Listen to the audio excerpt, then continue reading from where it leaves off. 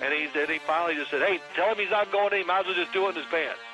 And whatever. So I'll kind of leave it at that. But we wore those white pants, and you sweat and all that, so you can just you can picture the rest. Oh, baby. Yeah, what's up? Yo, yo, yo. It's Christian's Unbuttoned podcast. All the Burmeisters there. And yes, you can hear that little chuckle. You can hear him. Yes. The big effer is on the podcast. He's listening to the opening, which is always the most awkward moment of the week for me, when your dad is listening to you be a crazy person to open up a podcast. Not really cool all the time. Yep, he's laughing at me. And telling great stories as usual. I mean, he's talking about a guy shitting his pants, okay? All right. Oh, my God. No. Speaking of shitting his pants, I did that last week, and I'm very disappointed in myself. Episode 150, a great accomplishment for the podcast and NBC Sports. I'm still here. They didn't fire me yet, but it was my first podcast. I never said a cuss word the whole podcast. So I'm really disappointed in my big anniversary performance, man. I really let myself down. I went back to the drawing table, self-scouted thyself, and going to have lots of four-letter words today for this pod. I'm just telling you. Well, do us all a favor. Smack yourself in the face, and you'll make us all feel better. So, there you go. You should quit cursing. Okay? Well, the bad habit, I know you learned it from me, but that's okay. And we were having some good laughs. I thought we were on the air, And so I'm telling some stories, and I said, "Oh, I'm waiting. Okay, Phil, you ready to start?" Well, hell, I just used all my good materials. It's over. I don't know.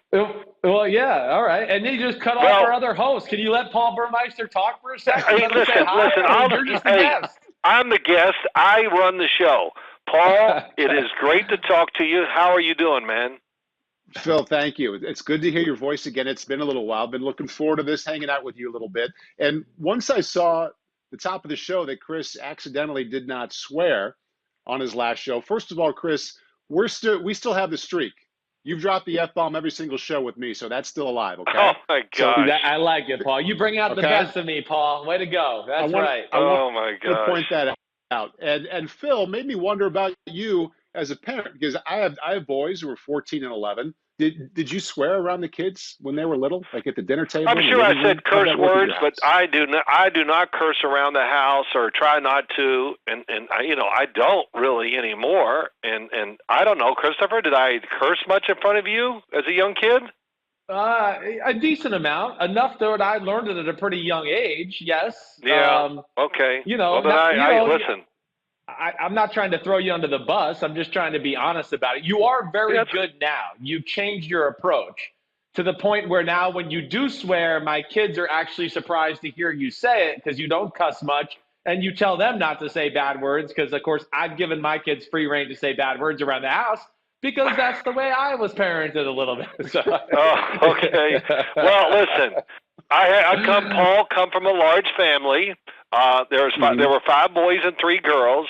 My dad was a factory worker. My mom, they were farmers to start with. We moved to the big city, the outskirts of Louisville, and we're there. And my dad worked hard and would have an occasional drink and stuff like that. He would lay on the couch. We would all be sitting on the floor because he covered the whole couch, so we had no seats. There was one chair. My mother and the rest of us sat on the floor, and my dad would sit on the couch and be asleep, snoring. I mean, he could really snore. And then all of a sudden he would just go, "Hey, you effing dumb side, I'll kick your ass, if you do that." And we just go, "Oh, whoa." We all start laughing, going, "Is he doing that to fake us out?" And no, he was talking in his sleep. And then 10 minutes go by. "Hey, if I had to tell you one more time, I'm going to beat you." Well, it was the funnest thing of the night. The hell of what was on TV. He was entertainment just in his dreams and talking in his sleep. So maybe that's where I got it from too. So I don't know. Yeah, between that, Paul, just so you know, between his father and then his oldest brother, Dominic, who is the king of the Simms family of swearing and throwing together ludicrous, crazy sentences all together. Yeah, I think Dad, he had some role models in front of him that certainly led him down that pathway a little bit.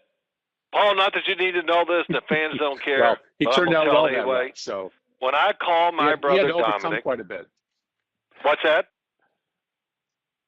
Oh, go ahead.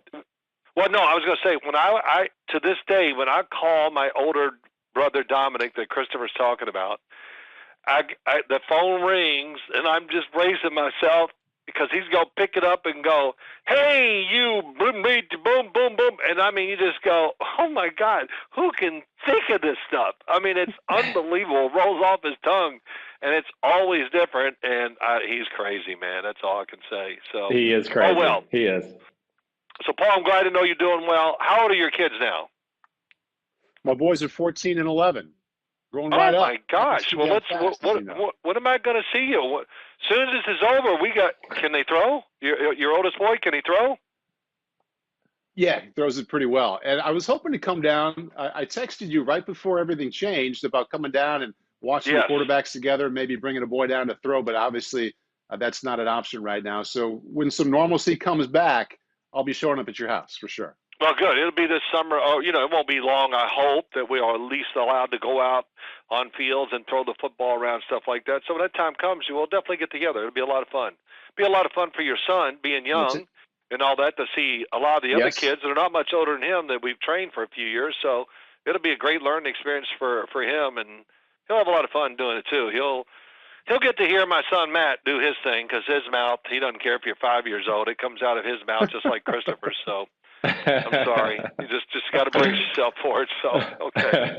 So what's going on in the world of sports and football that we need to talk about? Where do you want to go, Paul? Go ahead. Lead us down the right road here. Well, to keep it on the lighthearted path, we did notice a little tweet that featured your father here a little bit earlier. I think I saw this for the first time today, with Phil getting sent out on the bat signal out there across giant country. There it is right there. And Phil, the first thing I thought of, you look like Jim McMahon back on the 1985 Bears right there. Chris, what do you think? Well, yeah, I know what this is like. So first off, yeah, this is the 1986 season, the 85, right after the 85 season where the Bears and McMahon became so famous. And Dad, in that picture, and you're wearing the headband. I think you're doing that Adidas photo shoot where you had a headband on that might have said Phil on it or whatever it may be. You got your cool shades on. I want to say it's that photo shoot you did with Joe Morris and Jim Burt. Oh, yeah, wow. Oh, my God, those shirts, yes. No, that was right before, towards the end of the year, when they thought we might be going to the Super Bowl. Joe Morris, me, and Jim Burt did that shoot, yes. Right. I thought you were going to say right before camp that year, I basically had the Jim McMahon haircut where you couldn't have pinched my hair. It was so short on top of my head. And everybody at all camp, every reporter, are you trying to do like Jim McMahon so y'all can go to the – Yeah, that's why I did it. I think if I cut my hair like Jim McMahon, we'll go to the Super Bowl. Yeah, whatever. I thought that's what you're going to talk about. Yes, I remember that photo shoot very much, and not one of my better moments, but that's the way it goes. Yeah, and I don't know what they're doing in this tweet that they're calling out for you to come save the day like you're Batman. Somebody needs to tell that Giant fan that, Batman's old now, and he can't help your football team anymore. It's in Daniel Jones' hands. All right? Hey, Phil, yeah, that's right. You were cool. You had your moment to be Batman. You're not Batman up here in Gotham anymore. Well, we had what would I call Parcells and Lawrence Taylor. So I couldn't be Batman because they were like the Terminator and something else. Batman is just way too soft for either one of those two. So we just played the role. I was the commissioner or something. I don't know. But it was quite a time between the two of them. My gosh, I could write 5 books. I really could. There's no doubt about it. People say things to me, and we all know this about sports. I can remember my first play in my 5th grade, the first time I ever played football in the 5th grade. I can remember the first play, things like that. That's, in sports, you just remember everything. So when you're around characters like Bill and Lawrence, their actions were so unique and, out of place and different, whatever you want to say, that you remember them. So. But you know what? While you're on this subject, just while you're on this subject, real quick, I didn't mean it to go this way. but just because it's kind of relevant right now. Lawrence Taylor being from North Carolina. And, now he was there at school with Michael Jordan. I mean, it's amazing to think about the best player in the NFL and the best player in the NBA were at the same school, walking around the same campus at the same time. Do you remember Lawrence and Michael hanging out? Were they friends? I know you hung with Michael a few times here and there. Like, I'm just curious. I don't know if I've ever really asked you that question before. No, you have not. Yes, I knew they were very good friends. In fact, Lawrence was down in North Carolina on a Saturday night, called me and said, hey, I'm playing golf tomorrow with Michael. We need a fourth. I want you to come down here and be my partner and bring your checkbook or bring cash if you got it. And I was like, oh, man, I'm coming. And, it was hard to get a flight there, whatever. So I called him. I said, look, I can't make it, man. Whatever. So you know what was going on. But, yes, I knew they were very good friends, playing a lot of golf when they were pros. But they were good friends from what I understand, just talking to Lawrence in college. And Lawrence used to play a lot of basketball with them, too. And, wow. I can imagine when he was in college that he could literally probably hang in there pretty well with them playing because he was trimmer. And I played basketball with Lawrence maybe in our fifth or sixth year, something like that, or fifth. I don't know when we were doing all those games. We'd go out to high schools and play in front of all the kids and play against the teachers and stuff like that. He was an excellent basketball player, could really shoot and, all that stuff. And, of course, in his young days, could really run and just dunk it any way he wanted. By then, he could still dunk, but it wasn't like he could run up there and jump and slam it behind his head and all those type of things. But, yeah, I know he was a great basketball player in college. So, yeah, and I would think to this day they still play a lot of golf together. Maybe not as much as they used to, but I know they still do play a lot, and they're great friends. Yeah. Phil, you turned down a chance to go play golf with Jordan and LT. I'm wondering what you had to do that day that you couldn't go down there and hang out with those guys. Oh, it wasn't what I had to do. I just couldn't make it work, Paul. I couldn't get a flight and get down there. That's all. He wasn't worried about us, Paul. Don't worry. He wasn't worried about spending Sunday with his family. Trust me, he was going to play golf probably on Sunday anyway, so he figured, what's the difference if it's in North Jersey or North Carolina? It didn't really matter. Okay, now, Paul, listen. Yes. Again, he's lying. On weekends, I was always around these kids, and we played sports, we swam, we played hoops, we played wiffle ball, we did whatever all the time. We did it more in my era as when I was a father than the fathers do now. And yes, so I would agree with that. So Christopher, see, you're exploiting the truth, son. Yeah, that's what I'm here to do. And more interesting that's all right. That way. It's okay. All right. Well, Phil, I think we're going to keep some of these stories going here. I've got a list of Ask Me Anything questions here from social we've collected for you and for Chris. We start with Karan, who says, what was Chris and Phil's welcome to the NFL moment? And Phil, I think you started the interest here last week by talking about going against the Steel Curtain in preseason way back in the day. Oh, yeah, that's right. Yes.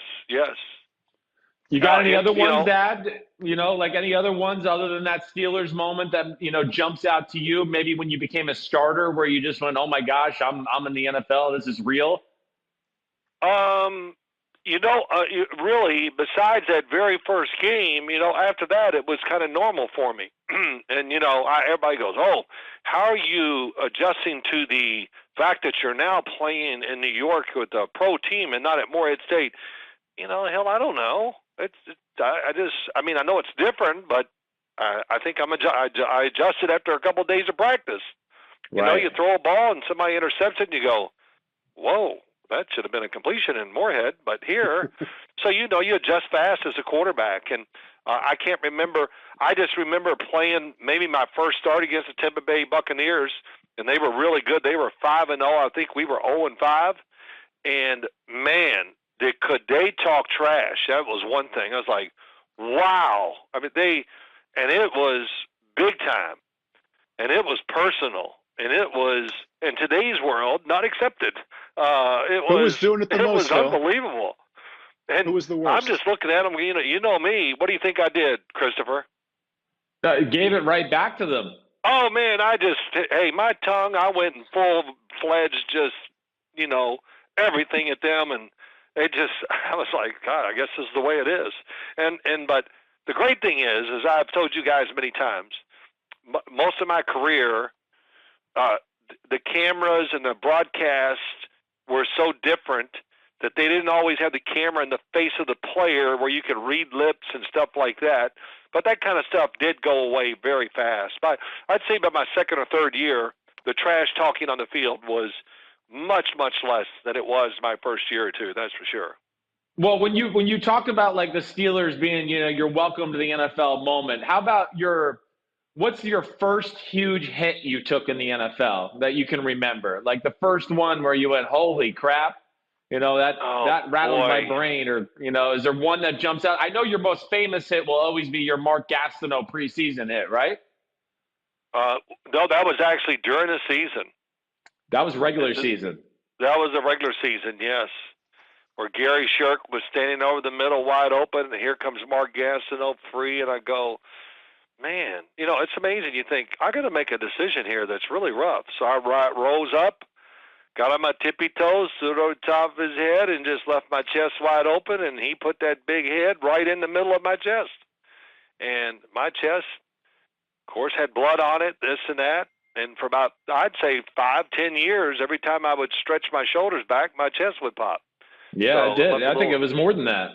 Yeah, it probably was. But, yeah, that was between that and, of course, Reggie White. I've told all those stories. Reggie White, of course, just hit you, grabbed you, fell on you. He was awesome at it. And I told this story, him and Jerome Brown, cold day in New York, the Randall Cunningham 90-yard punt. I think it was that day. Really cold, extremely windy. Yeah. Oh, my God. I was like, I hope we can run the ball. But I drop at my back and pass, and it's just an avalanche. And they just crush me. And they pick me up, both of them, pat me on the rear end. That's it. Hang in there, man. You can do it. Hang in there. Come on, hang in. And I always tell you, I've said this story many times ago, were they saying that with like, add a way to hang in there and be tough, or were they just going, we want to beat your ass until there's nothing left? So I wasn't sure which way it was, but over time I realized it was like a compliment from Reggie and them because, just the fact that I would stand there and try to throw it as they were hitting me, they loved that probably about any quarterback. So that's right. Yeah. But there's so many guys. Kevin Greene, last one. Kevin Greene out in Los Angeles in 1989. Was playing against our right tackle. He was young, and he was just having a party. And I mean, and I was playing like crap. And then my ankle hurt. I had a brace on it, and it was, it's the worst thing for a quarterback. And he hits me, and finally he hits me one time really hard. I go to the ground. I'm laying on the ground. He's laying there. He goes, man, sorry, Phil. And I said, I don't care, Kevin. I deserve it. I'm playing like crap. And he just looked at me like, there's something wrong with you. And he kind of walked away. It was awesome. And then Richard Dent was another one. He hated me. He really did. Why? Because we played them. We were good teams. And sometimes I would celebrate, maybe say some things I shouldn't have after we scored or threw a touchdown. And he just hated that act. And I heard him say it on the radio. We were going down to play him on Monday night. Right. And I'm thinking, oh, man, Richard Dent's going to kill my ass tonight. And, of course, he did. We beat him. And I threw a touchdown in the left corner in Chicago. And, I mean, it was dropped back, and I flicked it with my wrist as quick as I could because here he came. And it was about the 6th or 7th time he's going to hit me. He hits me, lays on me, doesn't get up, turns and looks and sees it as a touchdown. He's mad, so he kind of punches me. Not bad, just like, oh. And I looked at him, I said, are you having a good time? He goes, I sure am, man. And it was like, That's awesome. That was the end. After that, we were buddies. That was the moment. Okay. Because I did. I looked at him, I said, are you having a good time? Because he he was digging my ass in that dirt or that grass. Thank God it was grass then, not that. Yeah, seriously. So, yeah. So enough of those stories. Let's talk a little football. Well, I almost watched you die on the AstroTurf a few years before that when we were in Chicago for the Monday Night Football game. So, yeah, I was glad it was grass too. Yeah, me too. My coming to the moment NFL, Paul, it's not as sexy as Dad's, but still was like a real thing for me. All right. And now mine was training camp. It's not a game. It's nothing. It's our first full pad practice in Tampa. And, we're at Disney World, the wide world of sports, right? That's where we had our training camps. Dad used to come and visit me there. And Dad used to come down to our 2-a-day practices, and we practiced pretty real. And it was a tough training camp and hard. And of course, it was hotter than hell down there. All right, so for the whitest man in America, it was tough out there. All right, but I don't know if I was ever more nervous in my whole career in a game or anything than the first padded practice. One, I'm still trying to learn John Gruden's offense, and I'm intimidated by that because every day I had a new group of plays that I knew I was going to have to be able to spit out my mouth and be able to, orchestrate it in my brain and then go out there and execute it on the field. But two, it is the Tampa Bay Buccaneers Tampa 2 defense. They took pride. It was the first padded practice. They were letting the offense know, like, nothing's coming today. It's going to be a rough day. And Warren Sapp was standing up and holding court and telling all the offensive linemen how he's going to kick their ass that day. And Derek Brooks is chiming in. And I remember sitting there going, I was hyperventilating and stretched going, I wasn't this nervous for Texas, Oklahoma the last 2 years.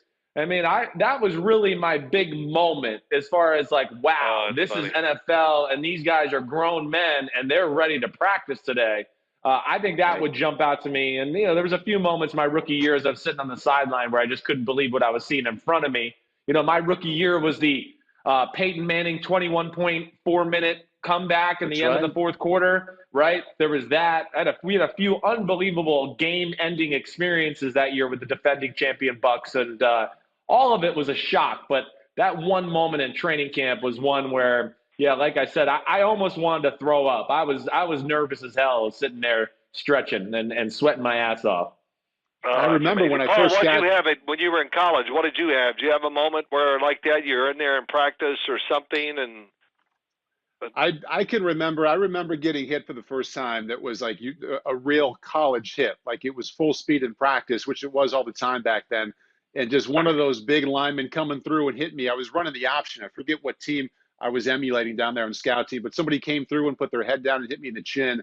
And it gave me something to think about for 3 or 4 days. Not 3 or 4 minutes, but 3 or 4 days. I thought long and hard about what I was doing, and this is something I really want to keep doing, but that's all it was at age 18. Did you run the option in high school? Not at all, Phil. I did not. So you're doing something now that you really don't want to do because you've never. Yeah, okay. Oh Correct. My gosh. Yes. And I also recall, and you guys will appreciate this, at minicamp, my one and only minicamp with the Vikings, it was just helmets, no pads, and I remember feeling like a little sigh of relief in the meeting room, like, okay, we're just going to kind of ease into this. We're going to go out there, maybe half speed, 3/4 speed. And I remember walking from Winter Park through the weight room, through the meeting room, and opening that door to the indoor practice facility. And there was a defensive end and an offensive tackle going full speed like it was a game before practice even started with no pads on. And I remember that moment very well, thinking, what? We don't have pads on. We're not supposed to go this hard, but that's how it worked in May in the NFL, and that was a very much an eye-opening moment. Oh, that's great. Well, that probably hasn't changed. When you go with no pads, the defense is always, beating up people. They're, I had you. You wouldn't have got. Yeah, okay. If it was live, the running back would have cut you. So how's that feel, big boy? Right. Yeah, it was those kind of practices sometimes were the worst. As a quarterback, you had to worry about one thing: was your throwing hand, because they're always around you and hitting somebody's helmet, the face, whatever. That was always a big concern of mine. I just, once I got established in the NFL, hell, I wouldn't even throw it. I just hold it and just say, let's go to the next play. I'm not going to throw with all these idiots so close to me like this. So, oh well. All right, Paulie, let's go to the next one. Let's get some more in. Oh, we got more questions. Okay. This is from Chad Barrett. He said, what is your biggest or most frivolous purchase from your playing days, Chris? So I'm looking forward to hearing this. And Phil, you can think about yours and jump in on the back end too.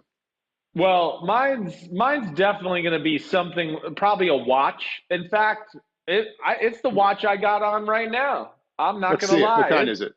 You see it right there? It's called a Zenith watch. It's titanium and gold, okay? So Yeah. it's a really cool watch. I bought it for a good cause, okay, at a Not for a good charity event. cost. Well, Yeah. it was for a real good cost. And, listen, full transparency, I think I paid like $22,000 for it. What Okay. was I thinking? Gosh. Yeah, what Phil. was I thinking? I don't know. I was young, dumb, and full of Yeah. nonsense is what I was, an idiot. All right, What was the charity? that's what I What was paid. the charity? What I can't remember. It was something through Jeff Garcia, and I can't remember exactly. So I thought, oh, this is a good purchase, whatever else. And let me just tell you, I have had more issues with this watch, okay? And I'm still convinced that the jeweler that provided some of these things for us to bid on at this charity, he put one out there that he knew was not working correctly. And I'm telling you, I've spent thousands of dollars to fix it. And I just got it fixed finally, like I think for good, just here recently. So that was probably some of the dumbest stuff I ever did. I had another watch that I bought a little later on in my career too, and I ended up buying Dad one too. Those would probably be the dumbest things I really spent, money on, and at least was frivolous with.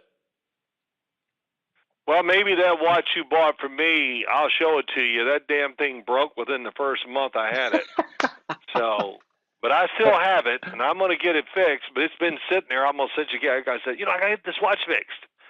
And I know the exact watch you're talking about, but right. Mine, Paul, right, so, my big first purchase as a pro was a gold chain to put around my neck. Oh. I mean, How long did you wear it? everybody had gold chains back in the 70s. I go, God, I'd love to have a gold chain. And, of course, never could have one during college or anything like it growing up. So when I came to the Giants, I got one of those gold. Nothing really big, but just one that went around your neck. That was it. And where'd you go to get it? I can't even remember. I can't remember. But I had Paul, it for quite a while. He wore it for a long time, Paul. A long time. I mean, yeah, I did. How long is long? Like late 80s? No, I didn't wear it that long.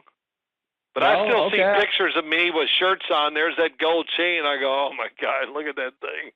It wasn't that. It wasn't really. It wasn't nothing like, oh my gosh, that's the most unbelievable. It was just a normal gold chain. Right. Kind of a So. Well, whatever. And Parcells used to tell, I wasn't, we didn't know each other. He would tell all young players coming, he would go to, hey guys, listen to me. 2 things. Don't go out and buy no damn fancy car, and don't spend any money on jewelry, okay? This thing doesn't last as long as you think it's going to last. And hey, thanks for the pep talk, Coach. But kind of right, too, though.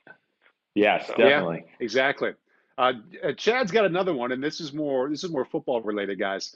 Chad says, out of all the quarterbacks available this free agency and the draft, why did the Colts decide to pay old man no arm Rivers, his words not mine, over cheaper options like Jameis, Dalton, etc., or potentially better options like Cam? I don't agree with that. What do you think, guys? Chris, what do you think? Okay, I'll lead it off. Well, okay, there's a few things. First off, there's a little familiarity with Phillip Rivers, okay? The Frank Reich, the offensive coordinator, they've had the history with him. So that's always going to make an organization feel better as far as they know what they're getting.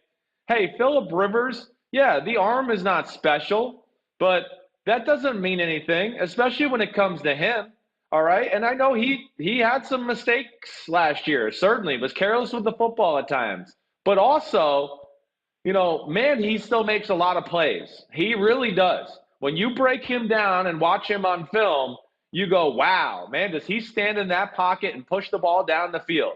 I mean, listen, no arm Rivers. Hey, Mike Williams, the receiver on the Chargers, he had 49 catches for over 1,000 yards. So they weren't throwing him bubble screens and crap like that. Right. They were pushing the ball down the field. So I think between that and his experience, Jameis is less trustworthy than a guy like Phillip Rivers. Also, Jameis, there's some other issues as far as just off the field stuff with him.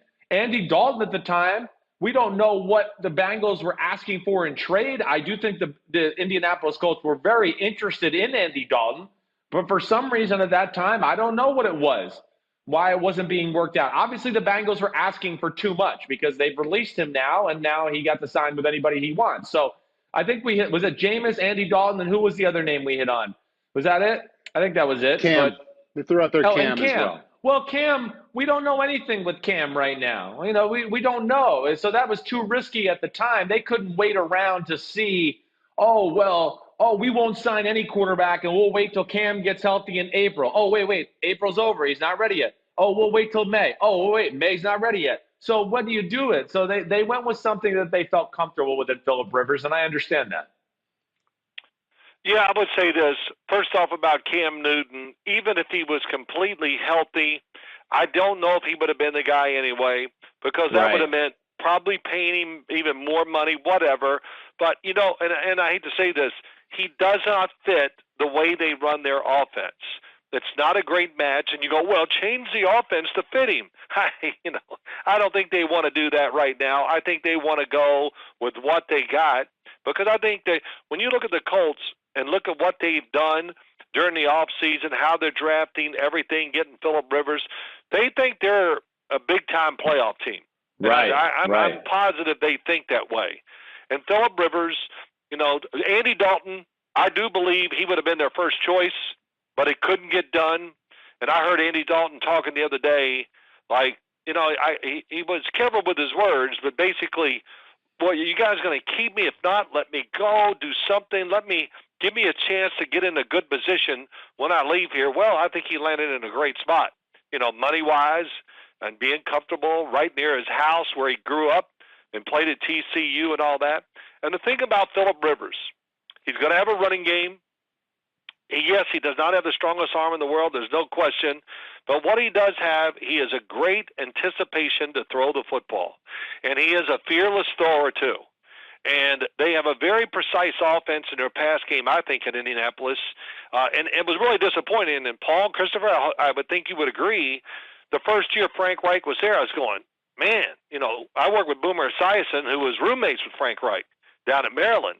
And I go, Boomer, man, your boy is doing things that I haven't seen. These are like new systems or new thoughts or plays for the NFL. And, Boomer goes, really? You think so? I said, hell, I know so. I mean, it's really creative. I love what they're doing and we're doing. And then last year, it didn't come out that way. And, I don't know if it was Jacoby, whatever it was. It just seemed like a different football team in the way they were calling plays and designing plays. So, Phillip Rivers, I think he's a good one-year option to see what they can do or whatever. Maybe two if it really is just goes really well and he hangs in there. But it's I think that really down deep, besides maybe Andy Dalton, they got the guy they wanted. Yeah. I think Phil brings up two really good points, too. There's a lot of good stuff in there, Phil, but if I could carve out two words, it's fearless and anticipation. I was going to say he's a courageous thrower who makes a habit out of throwing it on time and even ahead of time. But those are two words you can't attach to a lot of quarterbacks. And I know he's getting up there in age, but in addition to the reliability, he's not afraid to cut it loose down the field, and he throws it before those receivers get out of cuts as well as any quarterback in the league. So I don't want to be too much of a fan here, but I think he has a lot to bring to that offense, and I'm excited to see it in a new place. Yeah, I'm anxious to see if it works. Listen, when you talk about guys that really anticipate throws, who are those guys? Besides him, who are those quarterbacks? Those are quarterbacks that don't have cannons for arms. Right, Drew Brees, right? Yeah. Yeah, their whole life they've had to anticipate throws because they don't want to wait, see it, and then try to, it gives it away to the defense. They can't wait and see it and then try to drill it in there. And that, Phillip Rivers' arm was always better than people thought. And Christopher, I don't know, and Paul, we know quarterbacks. Really, his motion, he keeps his arm angle always the same. He very seldom loses control of the football. Those things, and there's a lot of. It looks quirky, and I don't understand that, but still, mechanically, there are a lot of things that he does very well. That's why he's so accurate with the football. Right. Completely agreed. It looks different right away, but I mean, I lost that feeling of kind of wondering what he was doing back in 2006 when he became the full-time starter and started playing really, really well. Yes, he did. You guys ready for one more? One more ask? Sure, let's do it. Chris? Yeah. Here we go. This is an interesting one from Nate Doggy Dog. As a fellow lefty, Chris, would that affect the Dolphins coaching with Tua? Let's say he's a backup that gets put in the starting lineup midway. Can the offense easily adjust to a lefty after almost every other thing is right-hand bias? Yeah, no, they can adjust. Listen, their receiver is going to be a little bit, awkward at first when the ball comes out of the hand of Tua and they go, whoa, it's spinning a different way. And then, for the receiver too, as you're running a route, you're used to looking back and kind of spotting the ball behind the line of scrimmage or looking in a general area where a right-hander would release the ball. Yeah, it's going to be a little different because the ball's going to come out of nowhere, on the left side of the ball, left side, of course, that could catch people by surprise.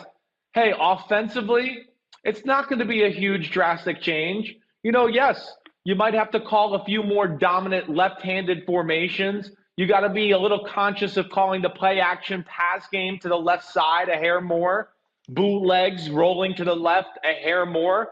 But it's not like you won't do those things through training camp.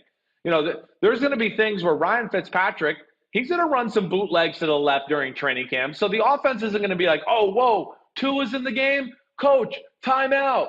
We can't call boots to the left. I've never practiced that before. They'll get all of that stuff in there. I mean, they will. And, you guys also see it all the time. You have those play action passes for even a righty where they just turn their back and do a little flash fake to the left side for a running back coming that way. So a lot of this stuff will be indoctrinated into the offense anyways.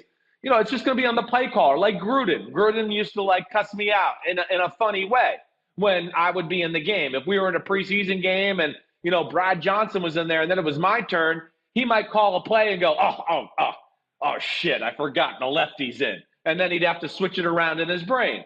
And that was it. That was the end of that. So I think really those are the only troubles that the team will have when it comes to Tua. Dad used to see Joey Galloway come up with me and throw in the offseason because he wanted to get a head start on catching the left-handed ball before we started OTAs. Oh, that's funny. Yeah, there is a little difference. I've caught for righties and lefties, and I feel it when it does come to me, but nothing that a pro won't get ready for in a very short time. And let's see. You're on the right hash, the formation's going left. You're on the left hash, the formation's going right. 100% just about in the NFL because the hashes are so tight, that's what you do. So that all Gruden, wait, I got to turn it around in my brain. Hey, coach, you call the play. You're on one hash, you call it to the field or the formation or whatever. That's how you usually do it. And I love this one, the bootlegs. Well, all I can tell you through great experience and watching NFL now, for right-handers to run bootlegs to the left, if you can't run to your left as a righty and throw a bootleg just as good or as well as you do going to the right, then the hell you're just not a good NFL quarterback. I mean, throw on the run is part of the world now. And hell, I throw with college kids, pros, and everything, and we do it, and it's what they all say, Paul, almost to a man. Whatever hand they are, throw them with the other way. If the righty's going left, that's easy.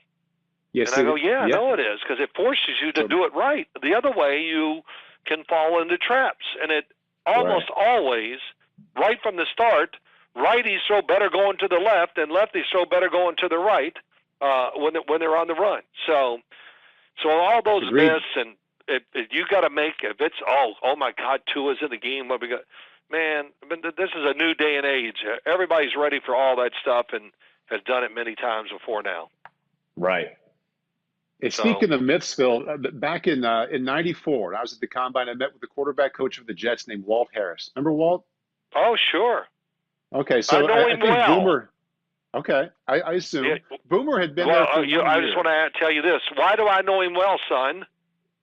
He used to call me every Saturday morning for about 2 years straight. I mean, he was the head coach. Where did I want you to go to school, son? Pittsburgh. Yep. And man, I'm stirred something up here. I still think about him from time to time because, Dad wanted me to go to Pittsburgh with Walt Harris. He goes, you need to go there. He's going to play you. He's going to teach you how to play quarterback. And, I was keeping Pittsburgh in the loop just because of him for a long time because I was so impressed with him. And he was kind of a college offensive genius at the time. And I enjoyed my personal relationship with him. about as much as with anybody I had in the recruiting process. So that's the Simms family experience with Walt Harris. We're big fans of his. Well, this will make sense to both you guys then. So back in '94, before he was calling you, I met with him at the combine, and he's like what you do, but I'm really, after spending time with Boomer, I'm really only interested in lefties right now. And I'm like, well, why is that? And he goes, well, you're going to see it. You're going to see it a lot in the next few years. The ball comes into the receiver in a much better way. It cuts through the wind better. The way it spins, it's better for everybody. I was like, I'm like, are we serious? Is he really he's serious about a lefty ball is better for a receiver than a righty ball? But he had this whole 3-minute spiel on how he was only into lefties then. And Chris, now I know that he was calling you every Saturday. He had a lefty thing. He had a lefty thing. I don't know where he got it, but yeah, that's funny. You know what? Maybe it's a good thing you didn't go there. After hearing that spiel, the wind cuts through the wind better. Well, it spins better. It gets to the receiver better. It's a more friendly ball. I mean, anything you could think of, Walt was just that down with the lefties. Yeah. That's funny. And there you are sitting there. You should have said, well, I can throw it with my left hand just as good as my right. Now, how do you like me? Yeah, right. I don't know. Hey, that's really funny. Hey, Big Phil, because I don't want to keep you on here forever. I know, we answered some questions, some AMAs, but I know you had a few things that you wanted to talk about. Like, let's hit on them, because I want to give you free reign to just talk about whatever the hell. Yeah. Well, let me just say that, of course, we knew Tampa Bay and New Orleans were going to start the season out on a Sunday night or whatever game, or Monday, one of those things. And it came across my phone that it is going to be, I don't know if it's the Thursday or Sunday game, or no, it won't be the Thursday, it'll be the Sunday game, because Kansas City will get the Thursday game. So that's one. I would think that's the way it goes, even though they have changed it up. They did last year, right? Right. New England played on a Sunday night, or whatever. But I think the Andy Dalton story was interesting just because now all of a sudden I'm watching TV and, Andy Dalton's getting respect and, this and that. And everybody does. I'm being very general here. But everybody always, Andy Dalton. And, those things always annoy me because, he's a really good, solid NFL quarterback, had 5 playoff runs in a row. So that's saying something. And probably, as I've said, his best one by far to give him a chance to win and maybe move forward even more than just one game is the year he got hurt late. So, and then, of course, the uproar that maybe this is who Dallas is going to go with and all that. Come on, no. They're not comparing Andy Dalton to Dak Prescott. And I don't understand the hold-up on the Dak Prescott thing. I really don't. What kind of money are we arguing over? $1 million, $2 million, whatever it is. And I don't know why the Cowboys have waited this long. And you know what it does? It really does. It gets personal with players after a while. And I had to hold out one year, and it started getting personal with me. I go, why am I holding out? I'm just asking for something average. And, I had to hold out for a couple of weeks. So, and I've even heard people tell me that Dak Prescott it's really starting to bother him, the fact that they can't get this deal done. And I don't know why they haven't, but is Andy Dalton a threat to his job? No, of course not. So that was just one thing I was going to talk. How do you two guys feel about that? I'm with it. I'm with you. Of course I am. And I don't want you to stop. Go ahead. Let's hear what's your next issue? Get it off your chest.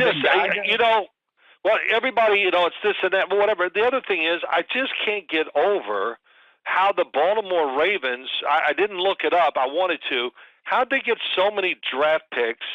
And, of course, I don't know, Ozzie Newsome, and I know it's Eric DeCosta now who picks them. I don't know how much Ozzie Newsome has to do with it. But just the guys they got once again, Patrick Queen at linebacker, J.K. Dobbins. I don't know. Did you watch the Duvernay kid, Christopher from Texas? Yes. Well, yeah. So he looks like he's a big ass running back who's just bigger and tall, and he's out there and he's a monster. And so and I remember last year, this kind of hit my mind. I remember when Skura, the center, got hurt. I said, boy, that could really hurt them with their run game. Then they have Patrick McCarry come in there. I think that's how you say his name, McCarry or McCary. I'm not sure. Yeah, I'm not going to look it up in my pronunciation guide, but he did great. And I just said, not only that, they go out and get Calais Campbell, and everybody forgets they got Derek Wolfe too. Derek Wolfe is just not some slappy out there. This is a good quality rotation guy up front where, believe it or not, that's what Baltimore needed to really accomplish, and they got that done. And it just goes on and on about even the kid they got from Texas A&M. Matabuke, Matabuke, yeah. I mean, I watched him. I mean, I didn't go, oh, wow, he's great. But the fact that they got him when they did, that was a great pickup. And just, I guess I'm just wowed how well they do with their personnel. And, of course, getting Dobbins, I think, was really a big deal because last year, if Mark Ingram is healthy, they're going to win that playoff game. They would have won it. That really hurt them, not having that guy that could just pound it up in there with speed, power, and just get the extra yards and just kind of make the defense play a certain way. At least that's the way I felt. That they got beat up at tight end at the end of the year too, if you remember. Yes, they did. Yeah. So that was just one thing. Sorry, got my cell phone. Thought I had it turned off, but I didn't. But the other thing is too. Give me your thoughts real quick. I hear this is the talk now. Me, I watch TV and I get irritated as hell listening to people. This is a make or break year. This is it.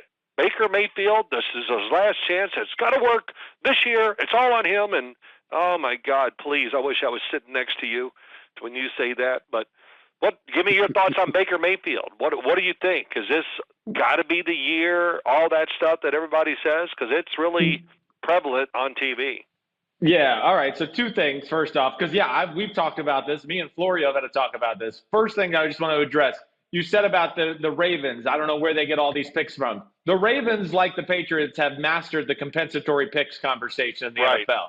So they're masters at getting those extra third and fourth round picks. But to your Browns thing, I mean, I'm with you. I tried to talk Florio off the edge about this a little bit earlier in the week because he was trying to say it was a make or break year too. There's no way it's a make or break year. I mean, he's the first pick of the NFL draft for the Cleveland Browns. So he's not going anywhere. Now, I will say, I think there's as much pressure on Baker Mayfield as just about anybody in the NFL. I do believe that. When you have the talent you have around you, he's outspoken, he's brash, he's got a cockiness about him, all of which I like. And then, Dad, I know you and I have had this conversation before. When you start doing commercials like you're Peyton Manning or Tom Brady already, it's going to put a mark on you. It's going to put a bullseye on you a little bit. So I do think it's a huge year as far as pressure-wise, but I don't think it's make or break. I think people are overstating that. Do you agree with that, Paul? I do. I don't think it's make or break. I will say, kind of goes on the end of what Chris was talking about. It's a very important year for him in the sense that he caught a lot of attention to himself, whether it was the commercials or the brash way he plays and really conducts himself after games. I think there's a lot of attention on him, but he's way too talented and too close to being way too good for this to be a make or break year. So attention on him. Yes. Does he need to grow up a little bit in every possible way when it comes to being a quarterback of an NFL team? Yes, but he's way too good to be in a make or break year. Yeah, well, of course, I agree with you guys. I'll say this about him. Yeah, I don't know. Maybe he was lifting weights or whatever. I did think he looked a little heavy last year, more than he should, and this and that. And the one thing that I'm very positive about, because I watched, I'm not going to sit here and study them every single week, but I watched him a lot, and he just overthrew, Yes, he did. And he reared back so hard to throw it so hard, and it got away. Not that it gets so, it traveled differently than he expected it, overthrew guys, missed guys, when there really was no reason to just show off like you can throw it 100 miles an hour. Just kind of play the game at a more controlled pace and don't be frantic. He got so frantic at times. I thought he did get better at it last year. Instead of always breaking to his right on the first sight, he thought he had pressure. He kind of hung in the pocket last year more and made some plays because he showed some patience in doing that. So it is true.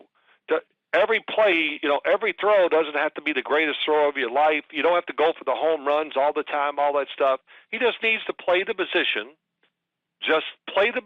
better, and just be patient, because that's what it's about, the league. Now the league is about, even for Patrick Mahomes, it's, short. Here we go. We're waiting. Oh, now we got our chance. Let's take the shot. And that's what you see with almost every football team, and he needs to learn to play that way himself.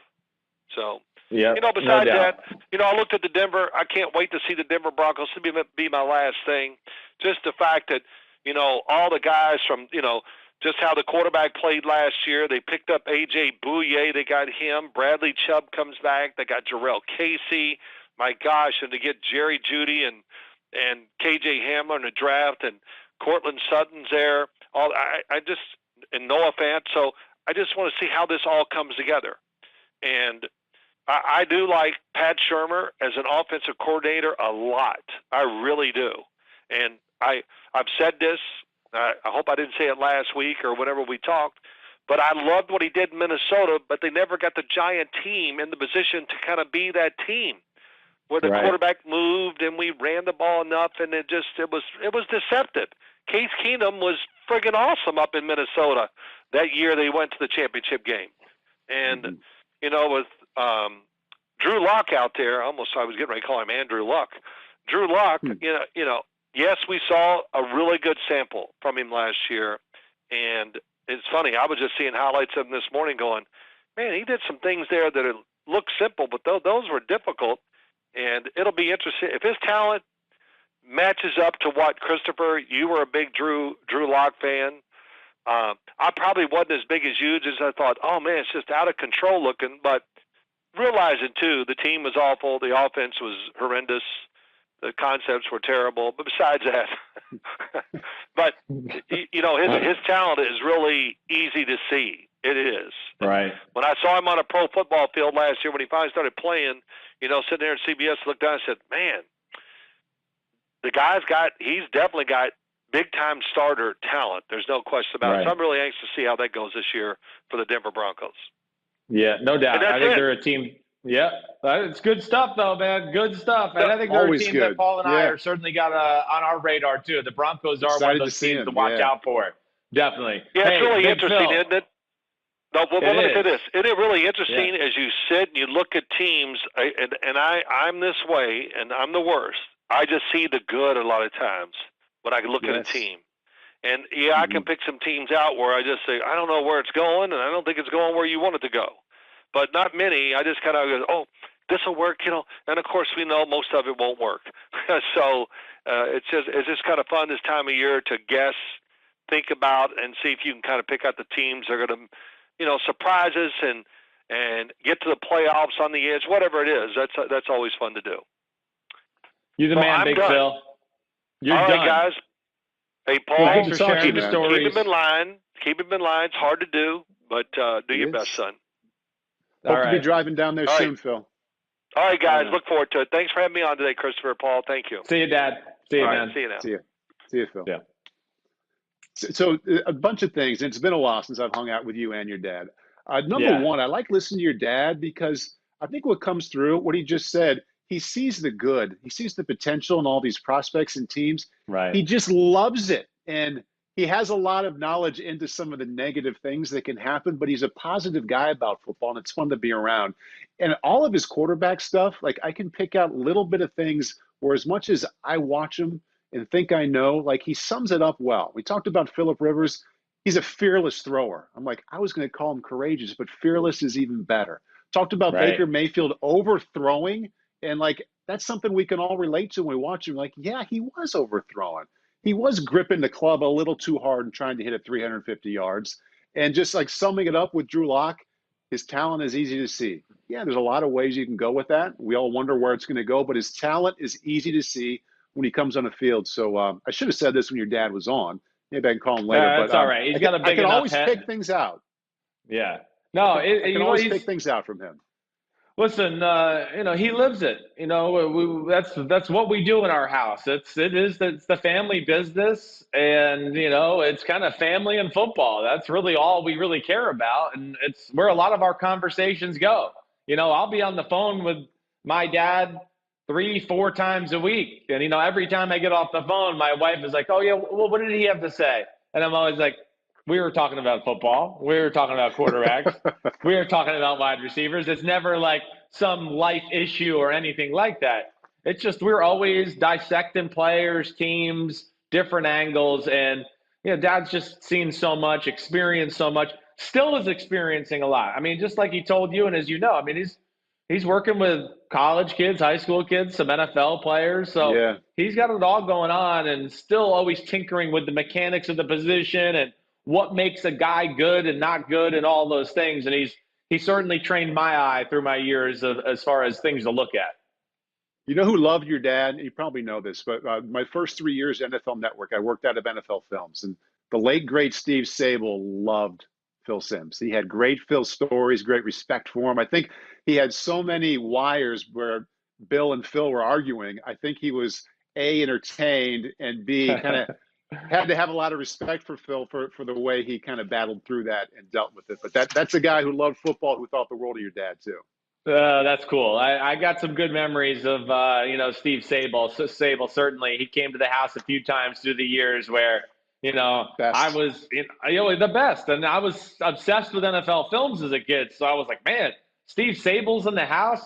What a great voice! And I'd sit there and talk to him and ask him a million questions. But great family, and Steve was awesome. But yeah, I could see him respecting a guy like that, and certainly, yeah, when you're getting to hear the behind-the-scenes clips of Parcells talking shit to my dad and whatever else, that probably would make you respect my dad a little bit more to know that he could take a lot and just take it, not talk back, and having to deal with a lot in New York and play for the Giants. Yeah. No, that's we can sit here and talk to you about your dad forever. You probably are ready to move on to some other parts of football than besides Big 11, right? Yeah, so I would imagine. There is nothing. But, I love talking Big 11. I mean, there is you could talk shit about me and my career all you want. Talk shit about me. You start talking shit about my dad and his career, I'm going to set you straight. I am. And I have great pride in my father's career. Of course, I'm one that thinks he is, a lot better than he gets credit for sometimes. And I understand I'm biased. But it's still, I defend my dad because, of course, he's my dad, but he's my best friend. I saw how much he put into it for years and years to become who he is now. How old were you when you were going to games before you realized, wow, my dad is the quarterback of the New York Giants? This is amazing. Were you 4? Were you 8? Like, how old? I was 4. He'll tell you. That's something you need to ask him. But I was very aware at a very young age and I was not shy in blurting out in public that my dad was the starting quarterback for New York Giants. Like, they had to teach me to shut the hell up when we were out in public. So, but I was very aware, and then as you get older and become more aware, it just becomes more intense. And, oh my gosh, they're playing, like he talked about the Bears with Richard Dent. Okay, when I was 4, I would have gone, oh, they're playing the Bears. Who cares? When I was 7, I was going, oh my gosh, they're playing the Bears. They're going to hurt my dad. Like, because you're just, oh my gosh, now I'm 9. They're playing the Eagles and Reggie White and Jerome Brown. I mean, I used to go to games being nervous on the way there, not because, I'm nervous that I want the Giants to win, but I'm really thinking, hey, when you're 9 years old and you're watching your dad sit in the middle of a bunch of 300-pound men who are trying to rip his head off, that's not always easy for a young kid sitting in the stands. Right. But also a pretty cool thing. And it sounds like you guys got the most out of it too. So Definitely. We have a fun task today. We are going to redraft the top 10 of the 2017 draft. And one of the reasons we're doing this, I mean, it's fun for any class, but this class, especially at the top, was in the news this week because a number of these guys haven't really worked out the way teams wanted to in the top 10. And we're seeing it in the cold, hard facts because a lot of them, their contracts or their options are not being exercised for the 5th year. And that's it's a pretty good indication that teams aren't getting what they thought or what they hoped they were going to get when they took them that high.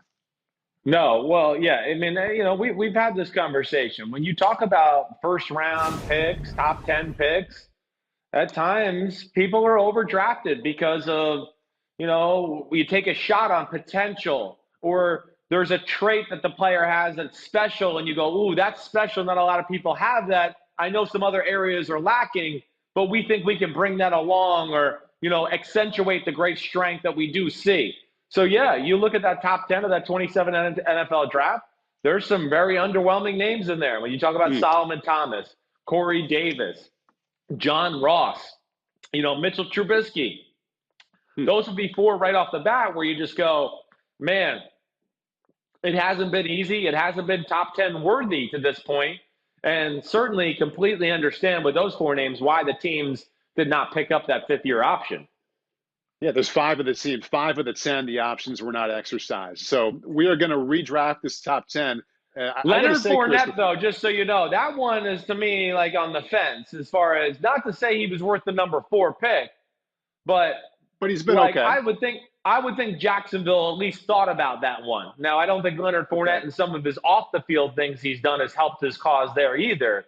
But I would say he's not in the class of the 4 guys I just mentioned. Like you said, he's done okay. He's done better than okay. It just hasn't been 4th pick of the draft okay. Right. This exercise for me, Chris, I don't know how it was for you, but was all at once really fun. It was really hard. I stayed up way later than I should have last night trying to figure out who to give to each team in this top 10. So this was a fun one to go through, and I'm excited to hear your picks as well. At number 1, I'm giving myself I didn't do like off a team needs, just so you know that, or anything like that. I just went with best player. Went best players available. That's the kind of the way I did it. So I don't know. We might have different lists if that's the way we did it. I don't know, but I just went best player available. That works. I think we can each kind of give an explanation here as we rattle off these picks. No surprise at number 1. And to be honest, I don't think there's going to be any surprise at number 2 either. But Cleveland Browns, I am giving them Patrick Mahomes, and that's without a second thought. Yeah, no, I don't even think that's a no-brainer. You're right. I mean, come on. Any one of these teams would have traded in their picks to get Patrick Mahomes, before where he was picked by the Kansas City Chiefs at number 10. So that was a slam dunk. Number 1, Patrick Mahomes. He's the best player in football, and I don't think you and I think that's going to end anytime soon here. So, that was an easy one. Yeah, the Browns did take Myles Garrett, who's had a nice career, but I think they would much rather have Patrick Mahomes. Just as easy for me, number 2, Chicago Bears. Crazy that they took Trubisky when they could have had. It's easy in hindsight, but man, it's painful looking back thinking they could have had Mahomes or Watson. But at number 2, I'm giving them Deshaun Watson. Yeah, I am too. That's not even a thought. You're right. I mean, it's Deshaun Watson is, he's not Patrick Mahomes, but he's certainly one of the best players in the NFL. For me, he would be the 3rd best quarterback in the NFL. I would put Russell Wilson 2 and Deshaun Watson 3. So he's special. He can take over games. We've seen that. So, it's unfortunate. Like you said, the Mitchell Trubisky, Deshaun Watson conversation, all of that stuff. I hate that Mitchell Trubisky gets blamed for it all the time. He didn't pick himself to go to the Bears. The Bears picked him. So don't get mad at Mitchell Trubisky for them messing up the pick. But either way, yeah, I think Watson is, fortified himself as one of the great quarterbacks of the game and just starting to hit the peak of his career. I mean, that's what's crazy about Mahomes and Watson.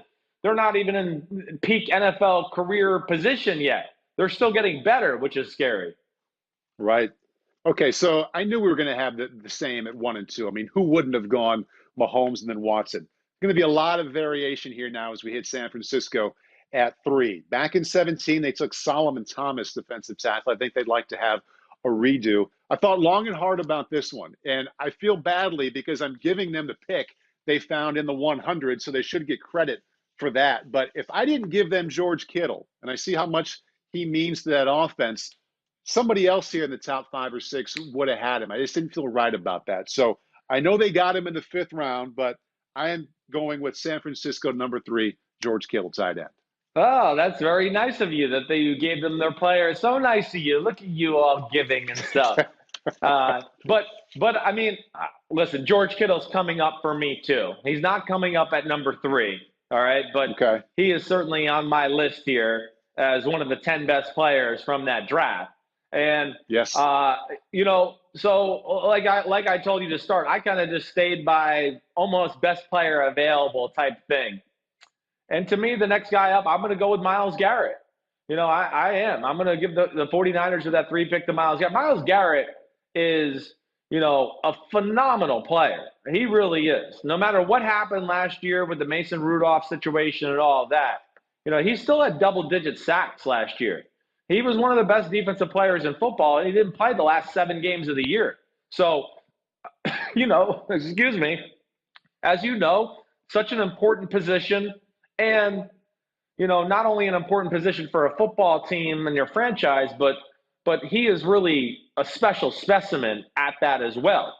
I mean, he's a guy that when you play the Cleveland Browns, you got to be a little concerned about, okay, how is my left tackle going to match up with Myles Garrett, and what do I need to do game plan wise to help him out?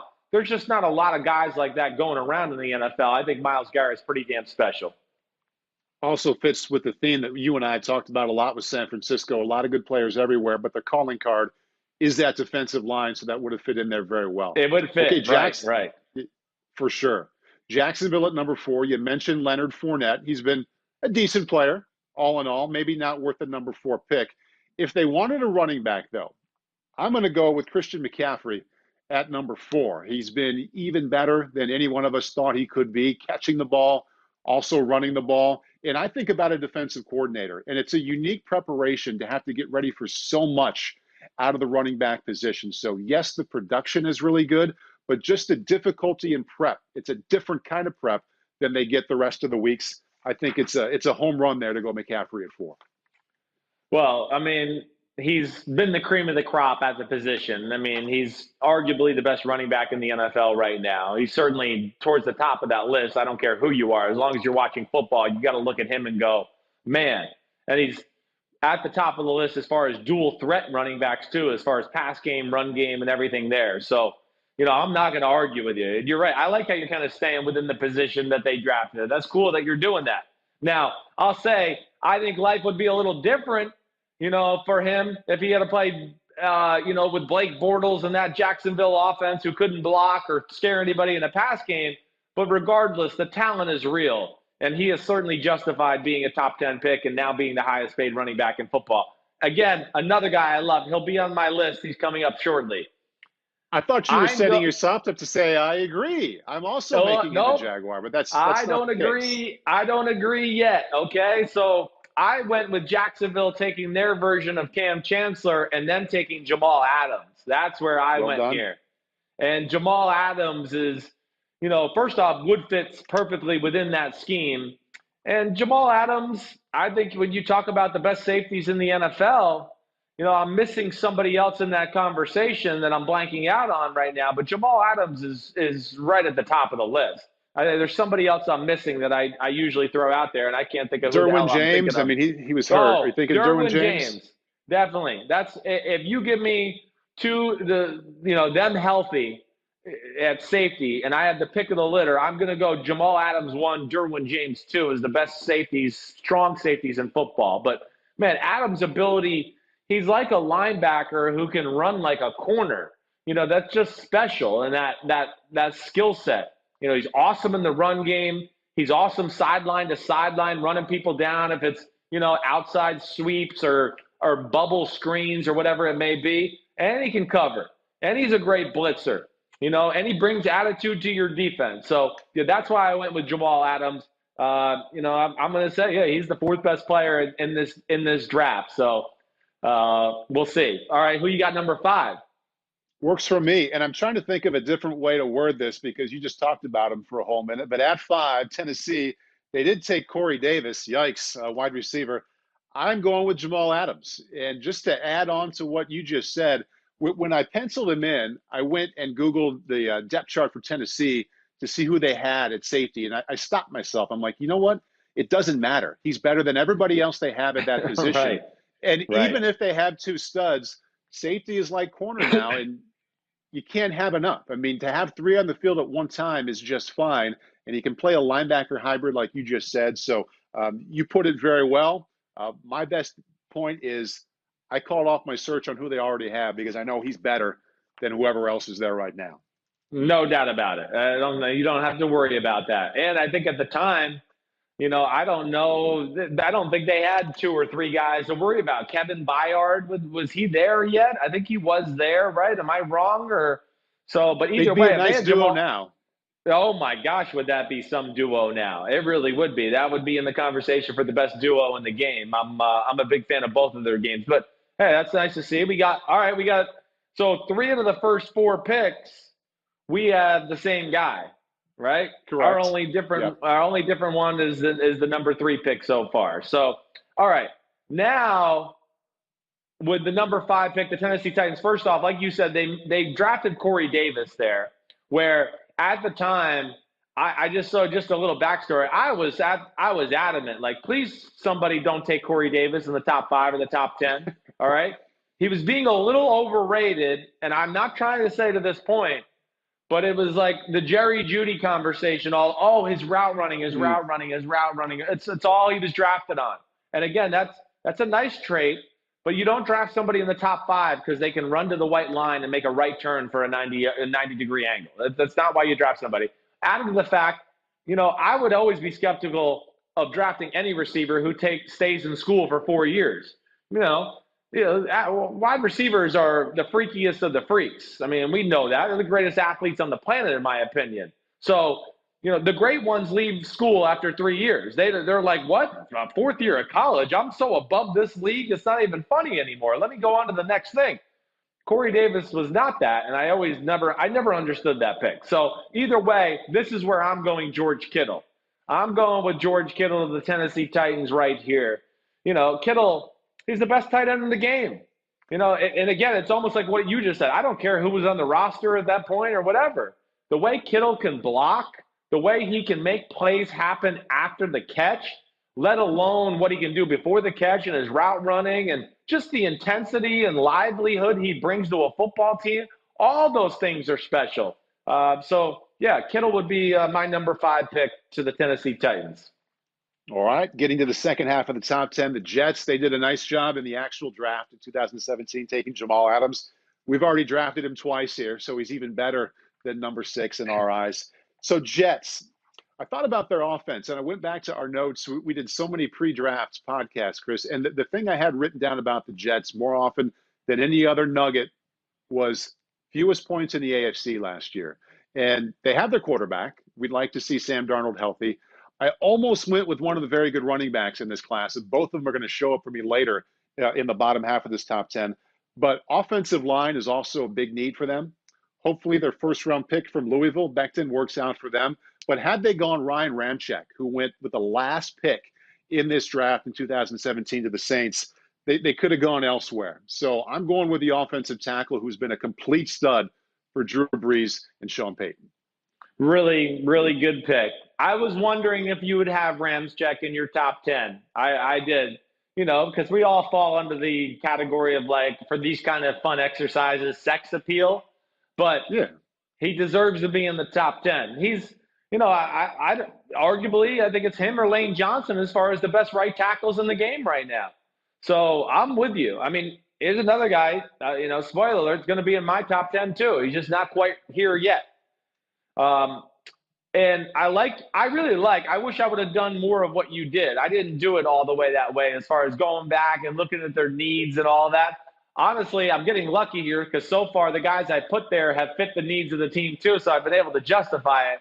But I'm going to go with T.J. Watt right here of the Pittsburgh Steelers. Yeah, hey, T.J. Watt, I mean, you look at what he's done the first 3 years, he's got more sacks than Myles Garrett. Now, he didn't get suspended for the last 7 games or 6 games of the year last year, and that certainly hurt that cause. But T.J. Watt is quietly one of the best pass rushers in the game.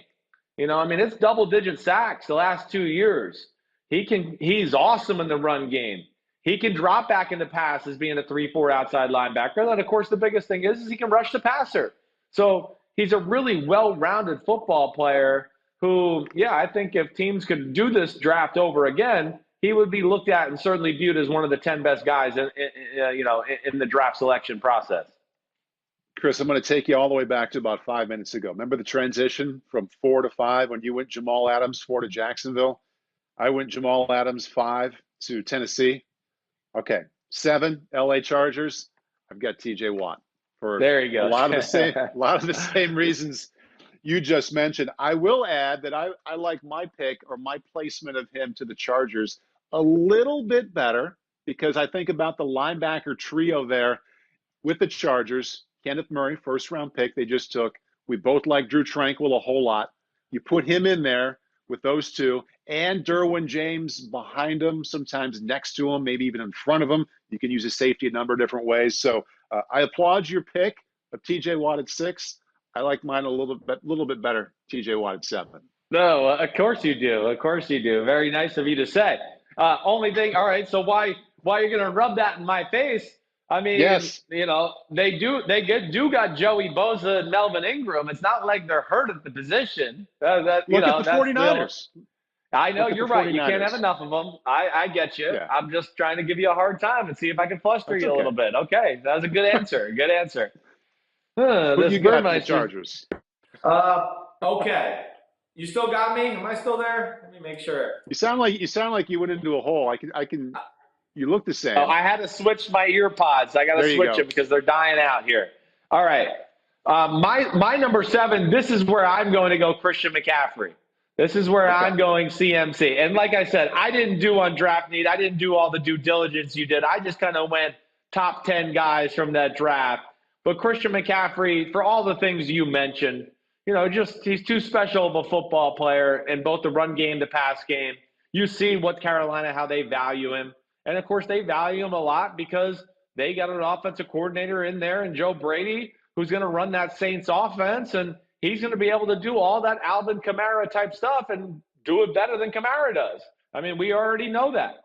I'm with you in the love affair for Christian McCaffrey. I really am. I know a lot of people were scared back in the day when he got drafted in the top 10, and he's just an awesome football player. So that's where I go, Christian McCaffrey. And then who do we got after this? Number 8 is the Carolina Panthers, who picked Christian McCaffrey. Yes, they did, and he's gone in both of our drafts. So I stayed at running back, and I put Dalvin Cook, when he's healthy, right on the same line as Christian McCaffrey. I mean, he started 14 games last year. His numbers weren't quite Christian McCaffrey-like, but they were in the same neighborhood. And I just think about that game in New Orleans, that playoff game they won. I think he had more than 30 touches when you go pass and run game. Just a complete stud when he's healthy. So Carolina doesn't get McCaffrey like they have in real life, but Dalvin Cook isn't so bad.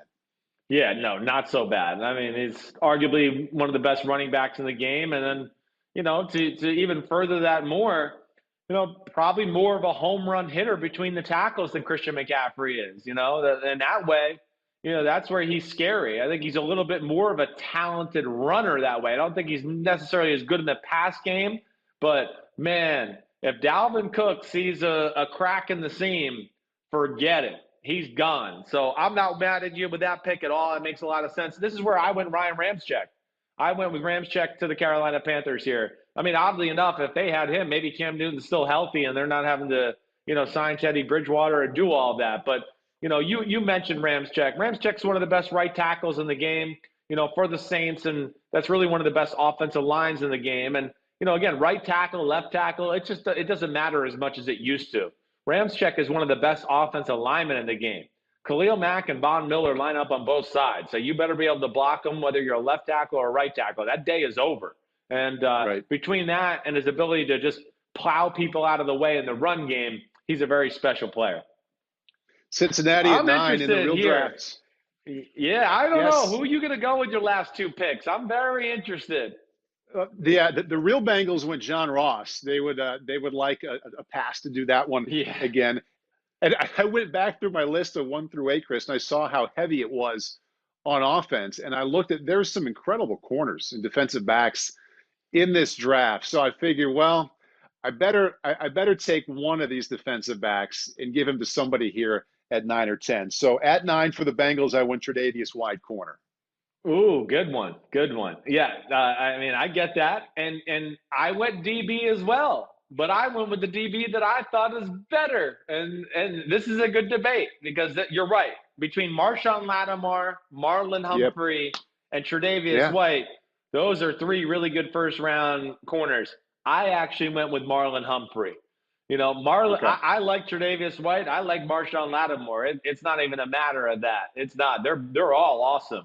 I'm a big fan of Marlon Humphrey. Marlon Humphrey is a corner that they put a lot of pressure on down in Baltimore. I mean, it's man-to-man almost every play of the game. It's, hey, there's Odell Beckham Jr., you go cover him. And I have a little bit of a thing with that. You saw that in the draft process. I like corners who can play man-to-man and just say, I got you, let's do this. And Humphrey is asked to do that game by game, week by week, and play by play.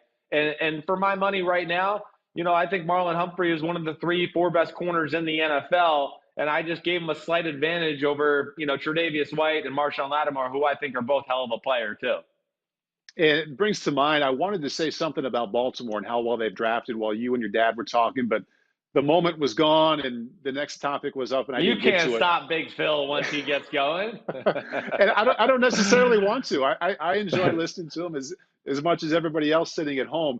But you think about the continuity there, and I know that Ozzy's not there anymore, but Eric DeCosta learned under him for so long. Joe Ortiz, not a name we hear a lot about, but I think he's director of college scouting. He's number 2 to Eric. He's been there forever as well. And Harbs has been there for over a decade as well. So there's something to be said for guys who not only know it and do it well, but they've been together for a long time. Same thing in Pittsburgh with Kevin Colbert and Mike Tomlin. And I think they have that going so well for themselves in Baltimore. One of the many reasons that they draft guys like Humphrey. So yeah, well, agreed. They kill it in the draft every year. They have a vision for what they want their team to be year after year after year. Right. And they stick with that vision, and they got a great eye for picking the players that fit that vision as well. And, listen, the guys you mentioned are all awesome. And, I think Ozzie Smith is still there as kind of like the godfather to throw hey, what do you think of this guy? Hey, kiss my ring, I'll tell you what I think of him. I still think he's a little bit involved down there to where he hasn't been totally phased out. But you're right. That's a special group down there. They kill it every year. And Eric DeCosta is one of the best in the game. You just look elsewhere in their division. Look at how much turnover for GM and head coach and really quarterback as well when you look at the bottom of that division in Cleveland. And there's a lot of reasons that go into them being down there, but the lack of continuity at the important spots, I think, has a lot to do with it. Okay, Kansas City at 10. And I'm a bit of a hypocrite here, Chris, because we just spent about 6 weeks talking about how important cornerbacks are. And if you've got a great one, take them. And I'm looking at Lattimore, I'm looking at Humphrey for the Chiefs. I'm like, well, I can't give them both to Kansas City. Both of those guys deserve to be in the top 10. I'm going to ignore both of them. My apologies, because I want to see Alvin Kamara with Andy Reid. So I went running back there for the Chiefs, just like they did this year with their final pick of the first. Interesting. Very interesting. So I went running back too, but I haven't called Dalvin Cook's name yet. So that's where I go with Dalvin Cook. But, a little bit, hey, Dalvin Cook, I think is would look a little bit like the guy they just drafted, Clyde Edwards-Helaire, where it's just explosiveness all over the field. But it's funny that you and I were kind of thinking the same thing. But again, I got no problem with that. I understand what you're thinking. I mean, Alvin Kamara, that's a similar offense between Sean Payton and Andy Reid. I think he would fit in real nicely there. And, Dalvin Cook, like I said, I did it a little differently than you, but I just think he's proven himself to be one of the 10 best players in that 2017 draft. I know his career got off to a little bit of a slow start, and he had the injury and all that stuff. But to the points you made about what we saw from him last year, you could argue he was the best running back in the game, or certainly one of the most dangerous. I mean, him, Derrick Henry, Christian McCaffrey, I think that was probably be the top 3 guys you talk about in the NFL in the 2019 season. And, Kamara is really special in the pass game. I'd like to see more out of Kamara in the run game. Like, I'd like to see the Saints use him more from that standpoint. With Dalvin Cook and my pick there, you've mentioned all the things to talk about. He can run with power. He can run right around the edge. You talk about that Saints game. He had some big plays in that football game. He had big plays all year. The whole offense is based around Dalvin Cook and what he can do in the run game. Everything on the offense it feeds off of that. So that to me always shows a special player too. When the team, the program, the system's being built around one guy's skill set, that usually means that player is really damn talented. And Kamara and Cook are both really talented that way. One thing I always think of now, Chris, when I think of Kamara, a couple of years ago for Football Night in America, I was at a Saints game. And, when you're at these games, you get to spend some time down in the field. And running backs, not as much as quarterbacks, but running backs, you just get a different sense when you're down there watching him. And Yeah. he just glides. He glides from one spot to the next with a nice explosive cut. And just like Brian Westbrook used to give me the sense, thinks like a quarterback. Like he's just calm with the way he's processing information and understanding what each situation needs. And my level of respect and admiration just went way up when I saw him on the field because he reminded me of Westbrook. And I remembered how much I love watching Westbrook with that offense with Andy Reid. And it seemed like that would be a fun one to watch together. Yeah, I get it. And, you talk about that running style. You're right. It's like he doesn't really pick up his legs at times. His feet are always close to the ground. And I think there's something to be said about that. I think that's why he has amazing contact balance and power for somebody that's not that big. Because there's never a foot that's too far from the ground to where it can get back on the ground and handle the shot or the blow he took to the hip or whatever, and he keeps his balance and keeps going. So I think this is going to be a big year for Kamara. I do. I think with him, I know last year at the Super Bowl, he told us that he was really beat up throughout most of the year and didn't get healthy to the very end. And I think he's a little motivated that it was an underwhelming, didn't meet his expectations. And I think, I think it'll be a big year. I think Sean Payton's going to want to use him more. It's Drew Brees' last season. And I think Alvin Kamara might be clamoring for the ball a little bit more too. You okay? You dropped something? You good? I dropped my draft list. We're done. You don't need it anymore. That's right. This is it. That was it. Hey, that was a fun exercise. That was worth staying up for last night. Maybe in these next weeks, unless there's some big time news that comes up, which can happen in the off season, maybe we can hit the 15 and 16 draft as well. I agree. Those are things that, again, for the fans out there, send us ideas. We'll do whatever. It's going to be a little bit of a slow time in the NFL, especially without OTAs going on. We're going to do our best to be creative and continue to take fan questions and do all that, but also have some fun exercises like this, whether we redraft or rank certain positions or players or whatever it may be. We're going to stay in that football niche and just try to have as much fun as we can with it right now. And, hey, we'll have plenty to talk about next week, too. Schedule release tonight. I'm excited for that. I don't know if it necessarily means anything at this point because I don't think we know what the hell is going to happen here for this season. But I'm encouraged by, the NFL memo that I read last night and the precautions and the guidelines that are being implemented by the NFL at each team facility going forward. I thought it was really well done, really well thought out. Not only do I think it's going to be a good guideline for the NFL, it makes me encouraged. I honestly think it's going to be a guideline for a lot of businesses as they look at this and go, the NFL put out something that makes a lot of sense. Hey, how about we try to start opening up our business and follow some of those guidelines that they have set forth? So it's looking good.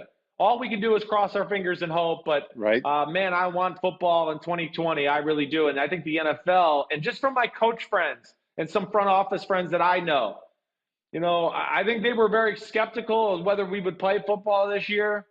I think they're getting more and more into, I think it's going to happen. And I think the biggest reason they think it's going to happen is just from the steadfast, no blink signals they're getting from ownership. And again, hey, these are the 32 most powerful people in our country. They know people and know things that the rest of us general public don't know. And they also have the ability to pull strings and make things happen that we can't make happen. And because of that, I think a lot of coaches and people involved with NFL teams are starting to think, yeah, it might not be a full season, but it's looking like we're going to have football. And the owners are thinking a lot of contingency plans to make sure it does happen. Yeah, they haven't wavered a whole lot, even as this thing has ebbed and flowed and evolved. They've anytime that we've gotten a message from them, it's that there's going to be football. And just as a fan, this is the first time in a while, the first week in a while, where it's been really encouraging that it's hard to predict exactly what it's going to look like, but there's been more good feelings about where we're moving with all of this than bad. And I also want to point out or bring up to you, Chris, to remind a reminder, it's Mother's Day on Sunday. Okay. Thanks for reminding me. I got to get to work. I got to get for to your work. mom, and for your wife. Yeah, that's coming no up. Doubt. So do not forget. No doubt. I'm under the gun. It's a big one for me. Okay. I'm not worried about my mom. I'm worried about my wife. She takes this very personal. I got to get her some good stuff. So, damn, I'm going to have to get online too. I can't even drive to any of the stores I want to drive to right now because they're not going to be open. So, man, me on the internet and doing that crap, that's going to be torture. So I got to figure that out in a hurry. Thank you for reminding me. Amazon could use the business. They're in trouble. Oh, so, yeah, they're hurting. They're hurting. Sure. Order something, yeah. All right, that's it. We did it. Podcast in the books, episode 151. Paulie B, you're going to be back next Thursday, right? I think we got you on the docket for next Thursday? Or we're not sure Tuesday or yet? Thursday, one or the other. Once next week. Okay. I think it's Ahmed Fareed on Tuesday. I think it's Paulie Burmeister back on Thursday. Hey, continue to send questions. We didn't get enough of them today. I'm going to tell Dad when we get done with this podcast, I'm going to call him and say, hey, Dad, shut the f*** up and stop talking so much so we can get to more of the questions. I promise you, fans, keep sending the questions. We're going to get to them. Stay safe out there. Everybody, pay attention. Anybody want questions answered about the league schedule or anything like that? You know where to find me. Paulie, you the man. I'll see you. Man. Be good. Yeah, good seeing you. Right. Peace out, everybody.